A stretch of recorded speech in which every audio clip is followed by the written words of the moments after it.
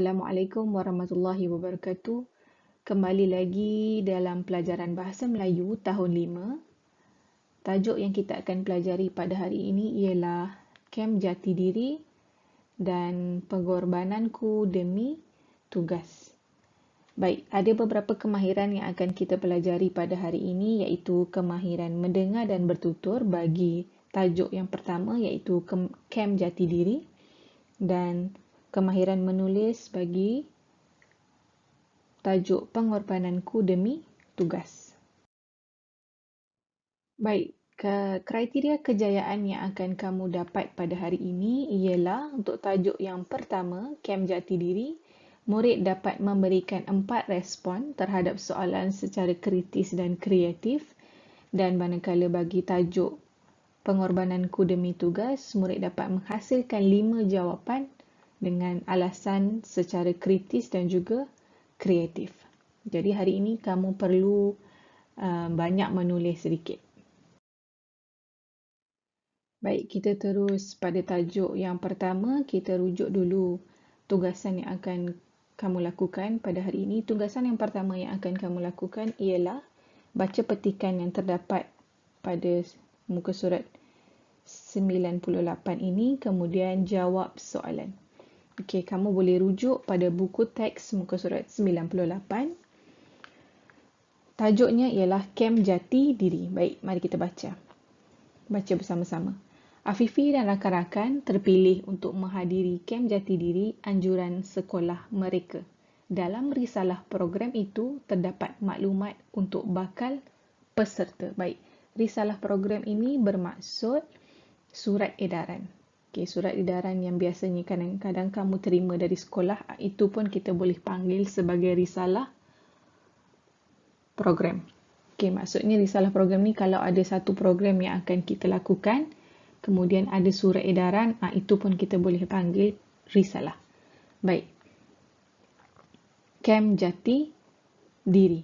Okay, stesen yang pertama iaitu hari Sabtu. Okay, Sabtu pagi. Pengisian program ceramah disiplin diri dan latihan kawat kaki. Objektifnya melahirkan murid yang mempunyai jati diri melalui amalan disiplin diri terpuji. Okey. Apa itu maksud jati diri? Maksud jati diri itu adalah identiti diri. Identiti diri kita. Maksudnya Kem ni membuatkan kita mencari apa itu identiti diri kita, jati diri. Okey. Kita tahu harinya adalah hari Sabtu, Sabtu pagi untuk stesen yang pertama, pengisian program ceramah disiplin diri dan latihan kawat kaki. Objektif itu bermaksud apa yang akan kamu dapat sekiranya kamu memasuki Kem Jati Diri ini. Okey, melahirkan murid yang mempunyai jati diri melalui amalan disiplin diri terpuji. Baik, seterusnya stesen yang kedua, Sabtu petang. Pengisian program yang akan Afifi dan rakan-rakannya dapat ialah pendidikan civic. Civic itu apa? Civic itu bermaksud perasaan bertanggungjawab seseorang. Okey, perasaan bertanggungjawab kita terhadap negara ataupun terhadap identiti diri kita itu sendiri. Okey, kewarganegaraan dan sayangi Malaysia. Objektif yang akan kamu dapat melahirkan murid yang memiliki kesedaran civic yang tinggi dan sayang akan negara. Okey, seterusnya apa program yang akan dilalui untuk stesen yang ketiga? Ahad pagi. Pengisian programnya aktiviti cintai bahasa, seni dan budaya dan simulasi bahasa. Apa pula maksud simulasi? Simulasi ialah maksudnya kita melakukan, meniru atau membuat sesuatu perbuatan tu. Dengan melakonkan. Objektifnya melahirkan murid yang berjati diri tinggi melalui ilmu, bahasa, seni dan budaya. Baik, mari kita rujuk pula pada perbincangan antara Cikgu Zakwan, Afifi, Kaijun, Sofia dan juga Tinesh. Okey, Cikgu Zakwan. Afifi, apakah urutan program pilihan kamu dalam Kem Jati Diri itu? Minta jelaskan sebab pilihan itu. Afifi, saya memilih program di stesen ketiga sebagai pilihan pertama. Saya memilihnya kerana ilmu seni dan budaya akan mengukuhkan jati diri saya terhadap kebudayaan warisan negara. Baik. Cikgu Zakuan pula, pada pendapat kamu, mengapakah program jati diri penting kepada generasi muda? Okey, Afifi perlu menjawab. Jadi di sini, bahagian yang ada titik-titik ni, kamu perlu jawab soalan tersebut. Sekejap lagi cikgu akan tunjukkan cara untuk menjawab soalan tersebut. Baik, Cikgu Zakuan. Apakah yang akan berlaku jika kita tidak mempunyai jati diri yang kukuh? Apa yang akan terjadi kalau kita tak ada jati diri, identiti diri kita dengan secara kukuh? Okey, Kaijun akan menjawab titik-titik ni seperti biasa, kamu perlu jawab. Apa pula yang dimaksudkan dengan otak ni? Otak ni bermaksud soalan. Jawapan yang kamu buat adalah jawapan yang berkemahiran beraras tinggi. Okey, Sofia. Pada pandangan saya pula, murid-murid perlu disemaikan dengan jati diri yang kukuh sejak kecil lagi kerana ini juga perlu kamu carikan jawapan. Yang seterusnya, Tinesh. Menurut pandangan saya, program lain yang sesuai untuk membentuk jati diri ialah titik. Yang ini pun kamu juga perlu untuk mencari jawapan. Okey, sekejap lagi cikgu akan tunjukkan bagaimana cara untuk menjawab jawapan tersebut. Okey, mari kita mula dengan cara untuk menjawab jawapan pada soalan yang tadi pada muka surat 98. Okey, kamu boleh rujuk semula muka surat 98 dalam buku teks bahasa Melayu. Okey, tugasannya ialah cara menulis jawapan dalam buku tulis pemahaman. Okey. Soalan ni kamu perlu buat dalam buku tulis pemahaman. Pemahaman tu maksudnya buku kecil lah. Okey, tuliskan tarikh Isnin. Tuliskan tarikh dan hari Isnin. Tarikh 21 Jun 2021. Okey, tajuknya ialah PDPR muka surat 98. Kenapa kena tulis PDPR muka surat 98? Supaya nanti saya tahu untuk saya periksa, oh ini adalah soalan pada PDPR. Okey. Seterusnya tuliskan unit 13, sikap bertanggung jawab. Okey, kita rujuk semula pada soalan yang Cikgu Zakuan berikan kepada Afifi. Cikgu Zakuan tanya, pada pendapat kamu ni maksudnya Afifi lah, tapi kamu yang perlu jawab. Mengapakah program jati diri penting kepada generasi muda? Kenapa program jati diri ni penting kepada generasi muda? Cara yang perlu kamu jawab ialah, pada pendapat saya, program jati diri penting kepada generasi muda kerana program tersebut dapat apa? Jadi kamu isikan tersebut. Ini apa yang saya tulis ni, kamu perlu tulis dalam buku tulis kecil. Baik. Boleh dapat, boleh tangkap. Okey. Mari kita lihat pula pada soalan yang seterusnya yang Cikgu Zakuan berikan kepada Kaijun. Apakah yang akan berlaku jika kita tidak mempunyai jati diri yang kukuh? Okey, Kaijun perlu jawab. Jadi kamu perlu rujuk balik soalan tadi. Apa yang akan berlaku kalau kita tak ada identiti diri yang kukuh? Jadi cara untuk kamu tulis jawapannya ialah, jika kita tidak mempunyai jati diri yang kukuh, kita akan mudah. Kamu perlu tuliskan jawapan kamu. Fikirkan jawapan yang bersesuaian dengan soalan. Jangan buat jawapan yang tidak ada kena-mengena sekali dengan soalan. Jangan lari daripada tajuk yang dia berikan. Okey, baik. Seterusnya, Sofia. Sofia nak menambah pandangan. Pada pandangan saya pula, murid-murid perlu disemaikan dengan jati diri yang kukuh sejak kecil lagi kerana. Baik, cara menjawabnya, tuliskan semula. Pada pandangan saya pula, murid-murid perlu disemaikan dengan jati diri yang kukuh sejak kecil lagi kerana apa? Perlu ada kukuhkan jati diri yang kukuh ni daripada kecil. Kenapa? Masukkan jawapan kamu. Baik, seterusnya yang keempat, Tinesh. Menurut pandangan saya, program lain yang sesuai untuk membentuk jati diri ialah, fikirkan program lain yang sesuai untuk membentuk jati diri. Okey, tuliskan juga yang sama. Menurut pandangan saya, program lain yang sesuai untuk membentuk jati diri ialah, apa program sesuai? Contohnya apa? Camp apa? Camp motivasi ke? Camp apa lagi yang perlu kamu tuliskan di situ? Baik. Boleh faham? Baiklah, selesai dengan tugasan yang pertama. Okey, tugasan yang kedua kamu perlu lakukan untuk hari ini ialah tajuknya ialah pengorbananku demi tugas. Okey, baik. Mari kita baca bersama-sama. Okey, tugasan 2, baca petikan, jawab soalan. Sama juga seperti tadi. Soalan berbentuk pemahaman. Baik, mari kita baca bersama-sama. Pengorbananku demi tugas. Pekerjaan sebagai malim gunung memang mencabar. Malim gunung ialah juru pandu kepada pendaki gunung. Demi tugas dan jati diri yang tinggi, Muhammad Rizwan Kuhainin, malim gunung di Gunung Kinabalu, nekat menyelamatkan nyawa seorang kanak-kanak yang terkandas semasa kejadian gempa bumi di Sabah. Saya gemetar apabila dianggap sebagai wira, padahal saya hanyalah insan biasa. Sumbangan saya itu kecil berbanding dengan pengorbanan anggota keselamatan yang menjaga kedaulatan negara, kata Muhammad Rizwan kepada pemberita.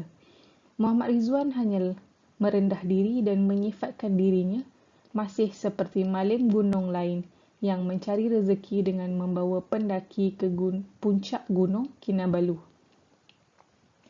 Saya berkorban dengan ikhlasnya tanpa mengharapkan sebarang balasan, dan bagi saya semua malim gunung ialah wira, jelas beliau. Berkat kerjasama semua, malim gunung dapat menyelamatkan pendaki yang terkandas. Malim gunung membuktikan bahawa mereka juga boleh berbakti untuk tanah air. Tugas murni mereka dapat meningkatkan keyakinan pendaki untuk terus meneroka keindahan puncak Gunung Kinabalu. Muhammad Rizwan dianggap wira oleh pemimpin negara. Atas dedikasi itu, beliau dinobatkan sebagai ikon kebanggaan negara ketika sambutan Hari Kebangsaan pada 31 Ogos 2015. Beliau juga dianugerahi darjah kebesaran bintang setia Kinabalu. Baik, daripada petikan yang kamu baca ini, yang kita dapat tahu ialah Encik Muhammad Rizwan Kuhainin ini ialah seorang malim gunung. Malim gunung tu yang kita boleh tahu tadi ialah seorang juru pandu kepada pendaki gunung. Jadi, masa kamu nak naik gunung, sebagai contoh yang diberikan ialah Gunung Kinabalu, akan ada satu pemandu yang sangat mengetahui hal-hal gunung tu yang akan menjadi ketua pada pendakian kamu pada satu gunung-gunung yang besar lah. Okey, jadi sebab apa dia dapat dianugerahkan darjah kebesaran bintang setia Kinabalu ni? Kerana dia telah menyelamatkan nyawa seorang kanak-kanak yang terkandas semasa gempa bumi di Sabah. Okey, kita dah faham dah apa yang berlaku pada malim gunung Muhammad Rizwan ni. Baik, mari kita lihat pada soalan yang diberikan. Okey, tugas kamu ialah untuk jawablah macam biasa. Soalan yang pertama, malim gunung Muhammad Rizwan tidak mahu dianggap sebagai wira. Mengapa? Okey. Yang kedua, bagaimanakah negara mengiktiraf jasa dan bakti beliau? Dan yang ketiga, pada pendapat kamu, apakah kesan kepada imej Malaysia di mata dunia dengan sikap sanggup berkorban beliau itu?